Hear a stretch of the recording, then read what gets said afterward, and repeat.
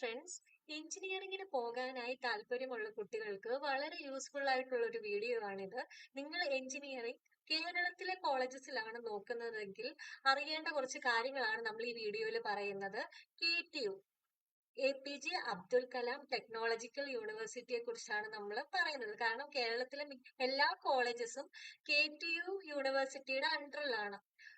അതല്ലാതെ ഒന്നോ രണ്ടോ കോളേജസേ ഉള്ളൂ KTUവിന്റെ അണ്ടറിൽ അല്ലാത്തത്. ബാക്കി എല്ലാ കോളേജസും KTU എന്ന് പറഞ്ഞ യൂണിവേഴ്സിറ്റിയുടെ അണ്ടറിലാണ്. അപ്പൊ നമ്മൾ ആ യൂണിവേഴ്സിറ്റിയുടെ കുറച്ച് ഡീറ്റെയിൽസ്, എന്തൊക്കെ കാര്യങ്ങൾ നമ്മൾ ശ്രദ്ധിക്കണം, അതൊക്കെയാണ് ഈ വീഡിയോയിൽ പറയുന്നത്. പിന്നെ നിങ്ങൾക്ക് യൂസ്ഫുൾ ആയിട്ട്, അതായത് നിങ്ങളിപ്പോ അഡ്മിഷൻ നോക്കുമ്പോൾ ഏതൊക്കെ കോളേജസ് ആണ് KTUവിന്റെ അണ്ടറിലുള്ളത്, ഏതൊക്കെയാണ് അക്രഡിറ്റഡ് കോഴ്സസ് ഉള്ളത്, ഇപ്പൊ ഉള്ള സിലബസ് എന്തൊക്കെയാണ്. അപ്പൊ ഈ വീഡിയോ നിങ്ങൾ കാണുന്നതിലൂടെ ഇത്രയും കാര്യങ്ങളാണ് ഇൻഫർമേഷൻ നമ്മൾ പ്രൊവൈഡ് ചെയ്യുന്നത്. അപ്പൊ KTUവിന്റെ സൈറ്റ് നമുക്ക് നോക്കാനായിട്ട് ഗൂഗിളിൽ KTU.edu.in സെർച്ച് ചെയ്യുക. ഈ ലിങ്ക് നമ്മൾ യൂട്യൂബിൽ ഡിസ്ക്രിപ്ഷനിൽ കൊടുക്കുന്നതാണ്. അപ്പോൾ ഈ ലിങ്കിൽ കയറി കഴിയുമ്പോൾ കേരള യൂണിവേഴ്സിറ്റി, അതായത് APJ Abdul Kalam technological university എന്നുള്ള സൈറ്റ് വന്നു. അപ്പൊ ഈ ഒരു യൂണിവേഴ്സിറ്റിയെ കുറിച്ച് പറയുവാണെങ്കിൽ ഇത് 2014 ഈ ഒരു യൂണിവേഴ്സിറ്റി എഞ്ചിനീയറിംഗിന്റെ അതായത് ഈ ഒരു യൂണിവേഴ്സിറ്റി സ്റ്റാർട്ട് ചെയ്ത് കഴിഞ്ഞ് ആദ്യത്തെ സ്കീം എന്ന് പറയുന്നത് 2015 സ്കീം ആയിരുന്നു. അത് കഴിഞ്ഞ് പിന്നീട് എന്ത് ചെയ്തു, 2016 സ്കീം വന്നു, പിന്നീട് 2019 വന്നു. ഇപ്പൊ കറന്റ്ലി ഉള്ള സ്കീം എന്ന് പറയുന്നത് 2024 സ്കീമാണ്. ഇതാണ് KTUവിന്റെ ഒഫീഷ്യൽ പേജ്, KTU.edu.in. ഈ സൈറ്റ് ഞാൻ ഡിസ്ക്രിപ്ഷനിൽ കൊടുക്കുന്നതാണ്.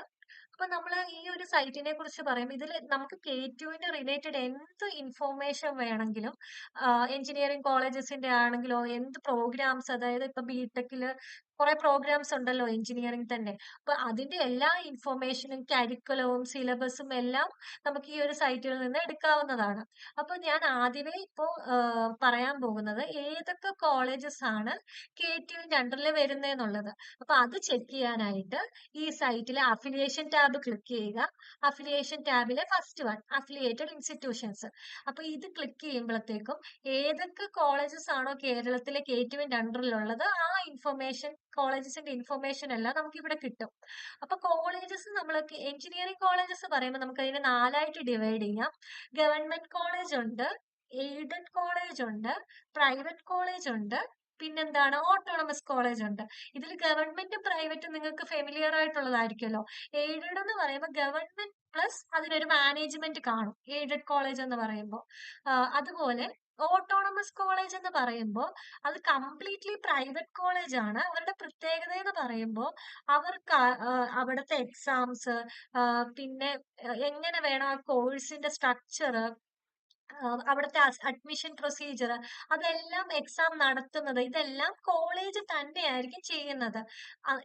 പക്ഷേ അവിടുത്തെ സർട്ടിഫിക്കറ്റ് പ്രൊവൈഡ് ചെയ്യുന്നത് KTU യൂണിവേഴ്സിറ്റി ആയിരിക്കും. അപ്പൊ അവിടെ ഓട്ടോണമസിൽ പഠിച്ചിറങ്ങുന്ന ഒരു വിദ്യാർത്ഥിയുടെ സർട്ടിഫിക്കറ്റ് എന്ന് പറയുന്നത് KTUവിന്റെ തന്നെ ആയിരിക്കും.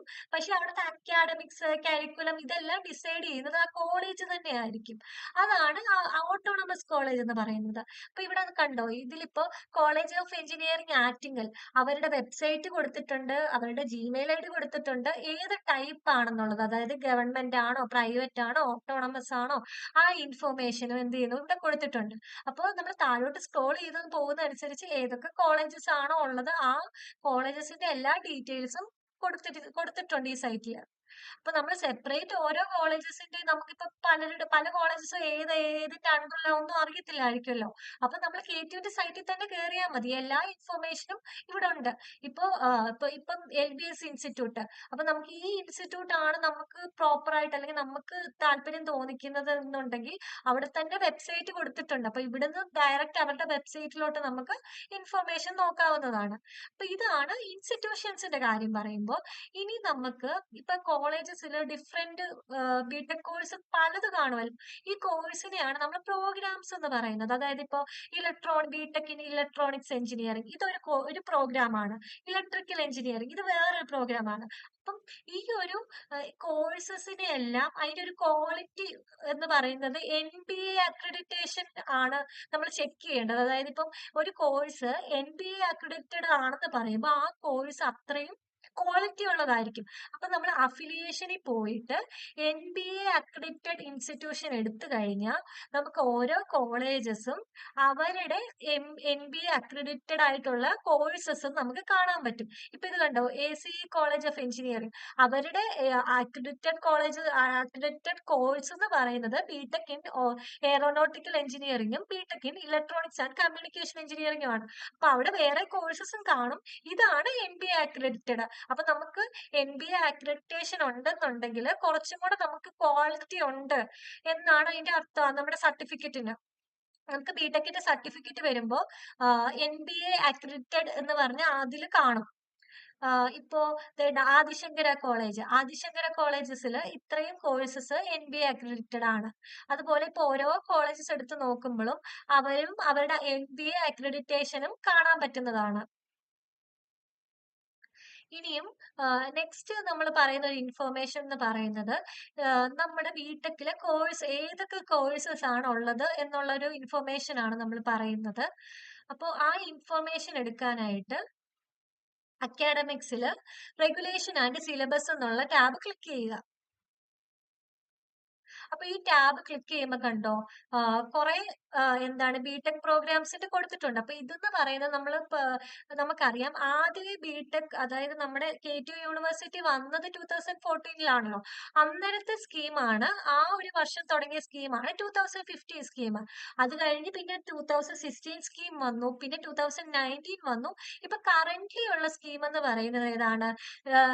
2024 സ്കീമാണ്. അപ്പൊ ഈ ഒരു സ്കീം എന്ന് പറയുന്നത് നേരത്തെ ഉള്ള സ്കീംസിനെയൊക്കെ വെച്ച് നോക്കുമ്പോൾ വളരെ അഡ്വാൻറ്റേജ് ഉള്ള ഒരു സ്കീമാണിത്. അപ്പൊ ഇതില് ബ്രാഞ്ച് വൈസ് കരിക്കുലം ഈ ഓപ്ഷൻ ക്ലിക്ക് ചെയ്ത് കഴിഞ്ഞാല് അതായത് നമ്മുടെ ബിടെക് കോഴ്സിനെ ഇപ്പൊ 4 ഗ്രൂപ്പ് ആക്കിയിട്ടുണ്ട്. ആ 4 ഗ്രൂപ്പും അതിലെ കോഴ്സസും നമുക്ക് അറിയാൻ പറ്റും. ഇപ്പൊ ഗ്രൂപ്പ് എ എന്ന് പറഞ്ഞ കരിക്കുലത്തില് ഏതൊക്കെ കോഴ്സസ് ആണ് വരുന്നതെന്ന് നമുക്ക് ചെക്ക് ചെയ്യാം. അതായത് information technology, computer science related എല്ലാ കോഴ്സസും ഏതാണ്? ഗ്രൂപ്പ് എ കരിക്കുലത്തിലാണ് വരുന്നത്. അപ്പോ അന്നേരം നിങ്ങൾക്ക് ഇതിൽ ഓരോന്നത്തിന്റെ ഇൻഫർമേഷൻ വേണമെന്നുണ്ടെങ്കിൽ ഈ ഡൗൺലോഡ് ബട്ടണിൽ ക്ലിക്ക് ചെയ്ത് കഴിയുമ്പോൾ ഇപ്പൊ IT-യുടെ ഇൻഫർമേഷൻ, അതായത് IT-യുടെ കരിക്കുലം ഫുള്ള് നമുക്ക് ഇവിടുന്ന് കിട്ടും. അങ്ങനെ ഓരോ എഞ്ചിനീയറിംഗിന്റെ എല്ലാ കമ്പ്യൂട്ടർ സയൻസ് ഡിപ്പാർട്ട്മെന്റുമായിട്ട് ബന്ധപ്പെട്ടതെല്ലാം ഏതാണ്? ഗ്രൂപ്പ് എ ആണ്. ഇനി നമ്മൾ ജസ്റ്റ് ഒന്ന് ബാക്ക് അടിച്ചാല് ഗ്രൂപ്പ് ബിയുടെ ഇൻഫർമേഷൻ കിട്ടും. ഗ്രൂപ്പ് ബി എന്ന് പറയുമ്പോൾ ഇലക്ട്രിക്കൽ എഞ്ചിനീയറിംഗ് റിലേറ്റഡ് ആയിട്ടുള്ള എല്ലാമാണ്. ഇലക്ട്രിക്കൽ അതായത് അങ്ങനെയുള്ള എഞ്ചിനീയറിംഗ് റിലേറ്റഡ് ആയിട്ടുള്ള എല്ലാം ഗ്രൂപ്പ് ബിയിൽ, അതായത് electrical and computer engineering, biomedical, electronics, ഇതെല്ലാം ഇലക്ട്രിക്കലിന്റെ ഒരു ബ്രാഞ്ചിന്റെ ഓരോ ഇതാണല്ലോ. അപ്പോൾ അതെല്ലാം ഗ്രൂപ്പ് ബിയിൽ നമുക്ക് ഇൻഫർമേഷൻ കിട്ടും. ഇപ്പൊ റോബോട്ടിക്സ് ആൻഡ് ഓട്ടോമേഷൻ ഇതെല്ലാം ഗ്രൂപ്പ് ബിയിൽ വരുന്നതാണ്. നെക്സ്റ്റ് ഗ്രൂപ്പ് സിയിൽ എന്താ ഉള്ളതെന്ന് നോക്കാം. ഗ്രൂപ്പ് സി എന്ന് പറയും അടുത്തത് ഗ്രൂപ്പ് സിയുടെ കരിക്കുലമാണ്. ഗ്രൂപ്പ് സി എന്ന് പറയുമ്പോൾ അതായത് മെക്കാനിക്കൽ ബ്രാഞ്ചസ് റിലേറ്റഡ് എല്ലാ കോഴ്സസും എന്താണ് ഗ്രൂപ്പ് സിയിൽ വരും. അതായത് safety and fire engineering, production engineering, naval architecture, civil, automobile, agriculture, അങ്ങനത്തെ സിവിലും ഓട്ടോമൊബൈൽ, മെക്കാനിക്കൽ എല്ലാം ഏതാണ്? ഗ്രൂപ്പ് സിയുടെ അണ്ടറിലാണ്. നെക്സ്റ്റ് ഗ്രൂപ്പ് ഡി ഏതാ വരുന്നതെന്ന് നോക്കാം. ഗ്രൂപ്പ് ഡി വ്യൂ ചെയ്ത് കഴിഞ്ഞാൽ അതായത് ഈ ബയോടെക്നോളജി, ഫുഡ് ടെക്നോളജി പോലുള്ള കോഴ്സാണ് ഗ്രൂപ്പ് ഡിയിൽ വരുന്നത്. അപ്പൊ ഇതാണ് ഇപ്പോ 2024 നാല് ഗ്രൂപ്പ് ഉണ്ട്, 4 ക്ലസ്റ്റേഴ്സ് ഉണ്ട്. Group A, B, C and D.